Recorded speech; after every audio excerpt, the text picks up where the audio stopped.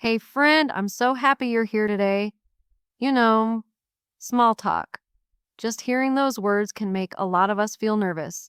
It's that quick, casual conversation you have at the coffee shop, at work, on the elevator, those moments when your heart starts beating fast, your mind goes blank, and you feel like everyone's watching you. But today, we're going to turn that fear into power. This episode is not just tips, it's a complete journey. We're going to unpack the science behind small talk, share funny and embarrassing stories, learn practical lines you can use today, and hear real stories from learners around the world. Grab your favorite drink. Find a cozy spot. Let's spend some real time together today.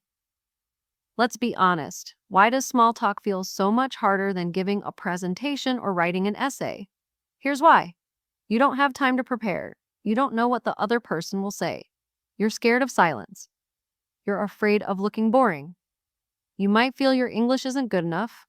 Small talk is unpredictable, and humans hate unpredictability. But remember, small talk is not an interview. No one is scoring you. People just want to connect. Even native speakers get nervous sometimes. I remember the first networking event I attended in English. I walked into a big hall. People were laughing, chatting, moving around. Someone came up to me and said, "Hi, how's it going?" I froze completely. I just said, "Good. You." Then silence. I ran to the bathroom and hid there for 15 minutes. I even called my friend and said, "I can't do this."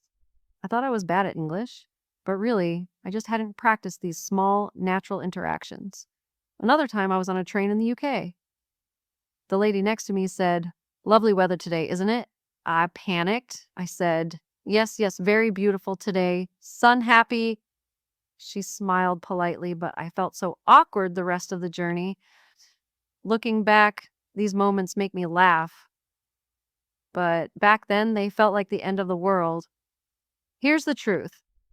Small talk isn't about impressing, it's about connecting. When I changed my mindset from, "I have to sound smart," to, "I just want to make a friendly connection," everything became easier. Let go of needing perfect grammar, thinking you must be funny, trying to avoid pauses.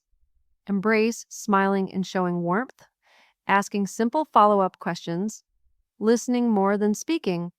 Small talk is like ping pong. It's not about powerful hits. It's about keeping the ball in the air. All right, let's talk about safe topics and example lines. Weather. So hot today, isn't it? I love when it rains like this. Weekends. Yeah. Did you do anything fun this weekend? Food and drink. What's your favorite thing to order here? I always see you with green tea. Do you recommend it?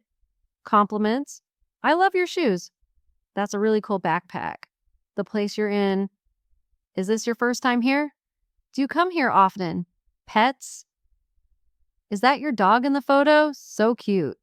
Write these down. Practice them out loud. They are your secret weapons. The secret ingredient in small talk, follow-up questions. If someone says, "I love hiking," you can ask, "Oh, where do you usually go? Did you go recently? Do you prefer mountains or forests?" These little questions make the other person feel heard. It shows you care. And when you focus on being curious, your brain forgets to worry about grammar or vocabulary.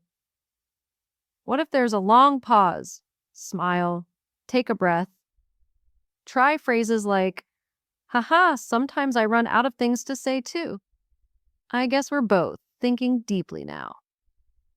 Anyway, I was going to ask you, remember, pauses are normal.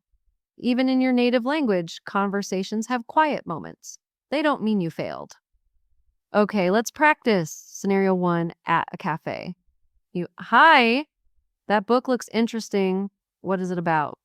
Them, "Oh, it's about cooking." You, "Nice. Do you cook often?" Scenario 2 at work. You, "Hey, how's your week going so far?" Them, "Pretty busy." You, "Oh, really? Big projects?" Scenario 3 gym or fitness class. You, "Wow, that workout was tough today." Them, "Yeah, I'm exhausted." You, Do you come here often? Repeat these with me. Pause, say them out loud. You'll start feeling more confident even if you're shy. Here are some amazing stories from real learners. Sarah from Italy used to avoid small talk completely. She started by complimenting people's clothes. Now she has close friends abroad. Ali from Morocco always felt too shy to speak first. He challenged himself to ask one question a day. After a year, he hosted an English book club. Nana from Korea practiced small talk with her mirror every morning. Now she chats confidently with customers at her job in Australia. These stories remind us that it's not magic, it's practice and bravery. Let's make a plan together. Week 1. Start one small talk conversation each day. Any topic, anywhere. Week 2. Focus on adding one follow-up question to each conversation. Week 3. Practice sharing a small personal story during small talk. Week 4. Try starting a conversation with a stranger, safely, of course. Track your progress, celebrate small wins.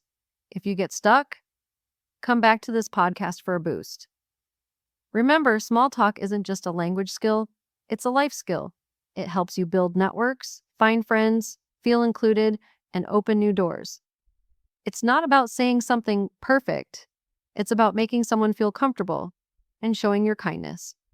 And every time you try, you're one step closer to becoming the confident English speaker you dream of being. Here's your mission. Today, go out and start one small talk conversation. Doesn't matter how small, even just, "Hi, how's your day?" Then come back here and comment, "I did my small talk mission today." I'll be cheering for you in the comments. Thank you so much for spending this time with me today. We shared stories, practiced, laughed at my embarrassing moments, and hopefully, you feel ready to go out and connect. If this episode helped you, please share it with a friend, subscribe, and leave a comment.